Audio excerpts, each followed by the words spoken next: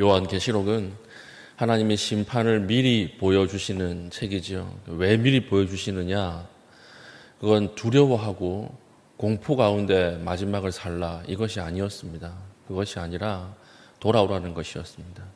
하나님께서 반드시 심판하시기 때문에 마지막을 아는 자들은 오늘 하루를 어떤 방식과 어떤 가치관을 가지고 살아야 할 것인가, 그것을 보여주는 것이지요. 끝을 아는 사람의 행동과 끝을 모르는 사람의 행동은 다르죠. 마지막을 아는 사람은 마지막을 준비하는 지혜가 있을 것입니다. 그래서 하나님이 마지막의 진노를 첫 번째는 7개의 인이라고 하는 것으로 보여주셨고, 두 번째는 7개의 나팔이라고 하는 것으로 보여주셨고, 세 번째부터 오늘은 7개의 대접으로 보여주시는 것입니다. 이것은 다 하나의 재앙입니다. 측면을 다르게 본 것이죠. 7인을 떼는 것을 통해서 보라는 거예요. 보라. 누가 이 심판을 주장하고 있는가? 누가 이 심판을 이끌어가고 있는가? 이것을 보라는 거예요. 이게 7인에 대한 재앙이고, 7 나팔은 들으라는 거죠. 들으라. 7개의 나팔이 들려옵니다. 들으라. 이 청각적인 것을 강조하는 것이고, 오늘 7개의 대접은 무엇일까요? 이것은 어저께 살폈듯이 심판의 완벽함, 심판의 시급성, 7개의 대접 심판은 쏟아진다라고 하는 것이거든요. 쏟아진다. 이제는 대접들이 막 쏟아져요, 하늘에서. 이것은 무슨 말이냐? 심판이 이제 시급하다. 그리고 이 심판은 완벽하다. 이 심판에 대해서 준비하라는 거예요. 우리에게 7개의 인재앙이 끝나면 7개가 또 닥치고, 또 7개가 지나가면 또 닥치고 하는 게 아니라 하나의 하나님 마지막 날의 심판을 각자의 다른 측면으로 보여주시는 것입니다. 보고 듣고 심판의 시급성 속에서 오늘 하루를 살아라. 그것을 요한계시록이 보여주는 것입니다. 그래서 요한계시록을 우리가 읽을 때 너무 문자적으로 그대로 해석을 하면 해석이 안 되는 것이죠. 그런 해석에 어려움이 있지만, 그러나 중요한 것은 마지막 우리가 오늘날 어떤 방식으로 살아야 할 것인가. 세상에 휩쓸려 가지 말고, 세상 사람들이 다 똑같이 산다고 해서 그렇게 살지 말고, 하나님의 심판, 구원의 완벽함, 심판의 시급성을 인식하면서 살라. 이걸 이야기하는 것이죠. 오늘 이제 16장에 7 대접의 실행이 시작이 되죠. 이 재앙의 실행이 시작이 되는데 1절, 또 내가 들으니 성전에서 큰 음성이 나서 7 천사에게 말하되 너희는 가서 하나님의 진노의 7 대접을 땅에 쏟으라 하더라. 7 천사 7 대접이 나오죠. 이 7이라고 하는 말은 그 하늘의 조직도를 보여주는 것이 아니라 완전한 심판을 이야기하는 거예요. 성경에 7이라고 하는 숫자는 완벽하다라고 하는 걸 상징하거든요. 그래서 7개의 천사가 와서 붙는 것이 아니라 이건 완벽한 심판이다. 악인은 그 악인의 죄 때문에 하나님 앞에 심판으로 들어가고, 그리고 의인은 어저께 어디 있어요? 다 14만 4천 명은 하늘의 유리바닷가에 있었잖아요. 이렇게 악인과 선인이 완전히 갈라지고 심판을 받는, 그럼 하나님께서 악인을 심판할 때 하나님은 불의한 분이신가? 아니라는 거예요. 하나님은 의로우시다. 왜냐하면 계속 여기서도 하나님은 의로우시다, 이 심판은 의롭다 이렇게 말하잖아요. 그 이유는 뭐냐면 하나님이 악인들을 대신해서 죽으셨거든요. 자기 아들을 보내서 죽이셨단 말이에요. 그런데도 불구하고 악인들은 끝까지 악한 짓을 하는 것입니다. 그래서 심판당하는 거예요. 하나님이 불의하셔서 심판을 당하는 것이 아니라 악인들은 자신의 죄 때문에 심판을 당함으로 하나님의 마지막 7 대접 심판은 의롭다, 이걸 강조하는 것입니다. 그래서 7 천사 7 대접은 이 심판이 얼마나 완벽한 심판인가, 완전한 하나님의 구원의 완성인가, 그것을 보여주는 것이죠. 그래서 믿는 우리들에게는 기대하는 거예요. 기다려지는 거예요. 그래서 이 7 천사와 7 대접이 나오는데, 이 대접을 어디에 쏟아요? 땅에 쏟으라라고 하는 거예요. 지금 땅에는 누가 있습니까? 땅에는 짐승의 표를 받은 666 표를 받은 사람들이 있거든요. 지금 믿는 사람들은 다 어디 있어요? 하늘의 유리바닷가에 있었잖아요. 하나님이 자신의 백성들을 완전히 분리해 두고 땅 위에 짐승의 숫자를 받은 사람들, 쉽게 이야기하면 세상과 타협하고 하나님의 뜻을 알면서도 거절한 사람들, 이 사람들이 있는 땅에 이 심판을 쏟아 붓는 것입니다. 그래서 오늘 이 진노의 특징은 뭐냐면요, 1절 보면 진노의 7 대접이다 그랬잖아요. 앞에 재앙에는 진노라고 하는 표현이 없어요. 마지막 7 대접 재앙에는 하나님의 진노의 대접 이렇게 이야기하는 거예요. 진노가 추가되는 것입니다. 마지막 드러나는, 믿지 않는 자들에게 드러나는 하나님의 모습은 어떤 하나님일까요? 진노하시는 하나님. 지금까지는 사랑의 하나님이었죠. 우리 비꼬잖아요. 너희 하나님은 사랑의 하나님이시라며. 이거 안 믿는 사람도 다 압니다. 그러나 믿지 않는 자들이 마지막에 만날 하나님의 모습은 어떤 모습이에요? 진노의 하나님, 무서운 하나님, 두려운 하나님, 자기 아들까지도 십자가에 죽이는 하나님. 누굴 못 죽이겠어요? 그러니까 이것을 미리 보여주시는 것이죠. 그러므로 의인들은 기대하고 악인들은 돌아오라, 이걸 이야기하는 것입니다. 그래서 2절, 첫째 천사가 가서 그 대접을 땅에 쏟음에 짐승의 표를 받은 사람들과 그 우상에게 경배하는 자들에게 악하고 독한 종기가 나더라. 첫 번째 대접을 땅에 부었는데 어떤 일이 벌어집니까? 땅에 남은 사람들에게 종기가 났다. 짜면 되는 거 아니에요? 이렇게 생각할 수 있겠죠. 종기가 뭐 그렇게 큰 거라고. 목사님, 제 얼굴에 여드름이 막 나는데 이거 혹시 재앙인가요? 뭐 이렇게 그거 아니고, 종기라고 하는 것은요, 고대 사회 최근 19세기까지도 굉장히 무서운 질병이었습니다. 종기라고 하는 건 우리가 그냥 짜면 되는 이 고름 덩어리가 아니고요, 우리 몸 안에 나는 것 있죠. 옛날에 조선 왕들이 다 종기로 죽는 사람들이 있었잖아요. 근데 그 종기가 뭐냐면 이 몸 안에 뭔지 모르는데 만져지는 것들, 이 오늘날 치면 암 같은 것들이 다 종기였어요. 그러니까 옛날에 그냥 짜면 되지 이게 아니었어요. 종기 때문에 죽었다 이 말은 어떤 뭔가가 만져지는데 뭔지 모르는 거예요. 근데 몸 안에서는 분명히 뭔가 시작되고 있는데 이게 발견되는 순간에는 이제 죽는 거예요. 그걸 종기라고 하는 거예요. 그래서 이 종기라고 하는 것은 출애굽할 때 6번째 재앙이었죠. 아주 무서운 재앙이었습니다. 그리고 블레셋에게 언약궤 사건을 통해서 하나님이 내리신 재앙이 종기에 대한 재앙이었어요. 그러니까 종기는 무서운 거예요. 근데 종기의 특징이 뭐냐? 몸 안에 이미 있는데 모른다는 거예요. 안에 시작되고 있는데 모른다는 것입니다. 만져지면 죽는 거예요. 첫 번째 재앙이 무엇입니까? 이 종기는요, 문자 그대로 우리에게 뽀드락지가 나오고 그런 게 아니라 심판이 이미 시작됐어요. 그런데 모르는 거예요. 왜 모르느냐? 하나님이 내버려 두셨기 때문에. 심판 중에 마지막 심판은 뭐냐면 하나님이 내버려 두시는 심판이에요. 자녀도 부모가 하다가 안 되면 마지막에 뭐 합니까? 포기하죠. 아무 말도 하지 않죠. 그게 극단적 분노예요. 그게 극단적인 무서움이에요. 하나님의 마지막 심판은 무엇이냐? 불을 내리고 때리고 이게 아니고요, 하나님이 내버려 두시는 거예요. 말씀을 알면서도 말씀과 반대로 가는데 일이 더 잘 된다. 아무 일도 일어나지 않는다. 그래서 죄가 점점점 심각해진다. 처음에는 하나의 거짓말로 시작하지 않습니까? 처음에는 아무것도 아닌 걸로 시작해요. 그런데 여기에서 하나님 브레이크를 안 걸어주시는 거예요. 이미 심판이 시작된 겁니다. 이게 종기에 대한 심판이라고 하는 거예요. 이미 종말에 대한 예언이 시작이 되었고, 그리고 마지막이 진행되고 있어요. 예수님이 이 땅에 초림으로 오셨죠. 그것이 종말의 시작이고 다시 오시는 것이 종말의 마지막 끝인데 그 사이의 시간을 살고 있으면서도 못 깨닫는 거예요. 오늘 꼭 우리 이 마지막 시대 같지 않습니까?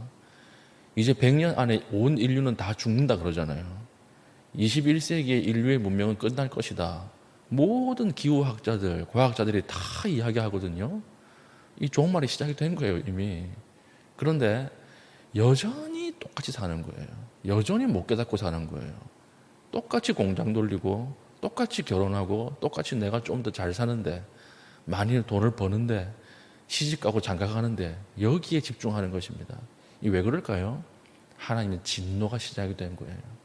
진노의 대접이 쏟아 부어진 거예요.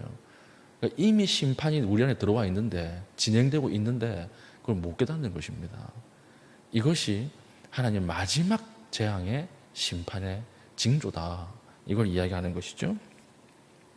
그래서 3절 보십시오. 둘째 천사가 그 대접을 바다에 쏟음에 바다가 곧 죽은 자의 피같이 되니 바다 가운데 모든 생물이 죽더라. 고대의 바다는 항상 공포의 대상이었거든요. 항상 무서움의 대상이었어요. 그런데 이 진노를 어디에 쏟습니까? 바다에 쏟는다라고 하는 것입니다. 모든 두려움과 공포는 하나님이 제압하는 거예요. 그리고 4절, 셋째 천사가 그 대접을 강과 물 근원에 쏟음에 피가 되더라. 이건 출애굽기에 나오는 첫 번째 재앙이었죠. 나일강이 피로 변하는 심판.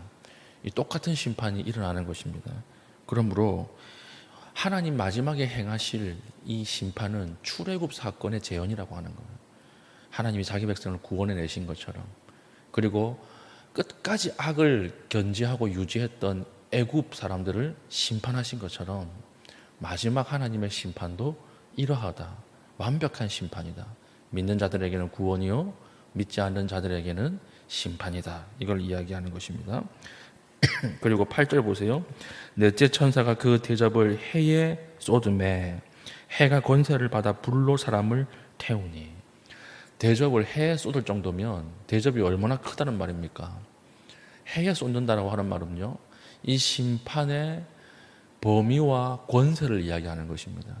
이건 단순히 한 개인에 대한 심판이거나 한 국가에 대한 심판이 아니다. 이것은 온 우주적인 심판이다. 이걸 이야기하는 거예요.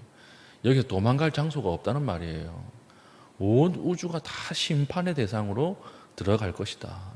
여기서 피할 수 있는 사람은 아무도 없다. 이렇게 이야기하는 것입니다. 그 9절, 사람들이 크게 태움에 태워진지라 이 재앙들을 행하는 권세를 가지신 하나님의 이름을 비방하며 또 회개하지 아니하고. 이미 하나님의 진노가 시작이 되었고 진행이 되고 있는데 지금 사람들 반응은 어떻습니까?